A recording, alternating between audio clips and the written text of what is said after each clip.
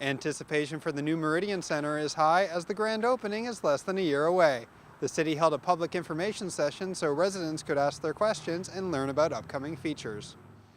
About a year and a half ago, we had some public consultation when we were first looking at the proposed design of the new Meridian Centre.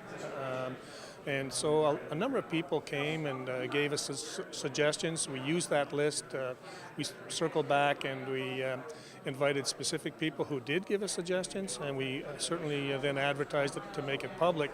We wanted to bring the people in. We're at 90% drawings now with the project. We wanted to bring the people in, let them have a look at where we are today, and if there's any other things that we need to do, then certainly there's 10% left to make some small incremental changes in the building. The construction is currently underway. How does that work with making different alterations to the original plans? The exterior, the foundation, the arena floor, per se, the seating, the rise and run are fixed. But the number of seats and how they position with 19, 20, 21-inch seats can be adjusted. The interior walls of dressing rooms can still be adjusted. The interior walls for office space can still be adjusted. The walls for the kitchen and concession and the Sport Hall of Fame can still be adjusted. So there's small things within that envelope, that building envelope, that we can still change that won't negatively impact our proposed timeline for opening. And what kinds of comments and questions are you hearing today? Typical questions with regards to how the building is going to operate. There was not a lot of questions about the interior or exterior design per se. We did hear some questions about the look of the building exterior and how it's going to fit in with the current decor down in that area. We indicated that we're going to be tying it into similar to the existing brick of the Canada haircloth.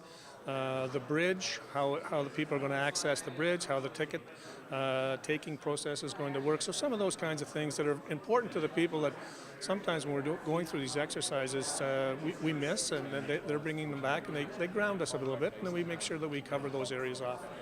With the temperature dropping, Rick Lane shared how the project will keep on track during a typically frigid period of Canadian weather. We're looking at putting the roof decking on over the next, probably the next month to 2 months. Once we get the building closed in, the weather can get cold, and the walls and the roof will be on. We can still heat that building up internally with construction devices, and so it's the next 4 to 8 weeks that are critical for us to make sure that we get the building closed in. This center is being referred to as a spectator facility.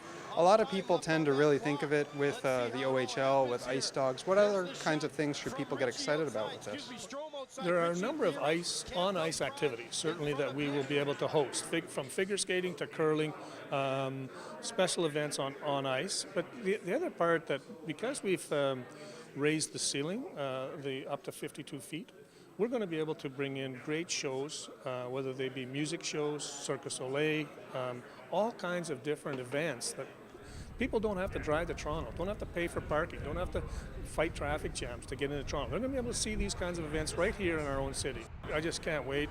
Hopefully, we'll be a year from now, we'll be doing this kind of same interview, but it'll be inside the building, and it'll be our opening event, and we're just so excited. Can't wait. To learn more about the new Spectator facility, visit stcatharines.ca/Meridian Centre. Reporting for The Source, I'm Mike Morgan.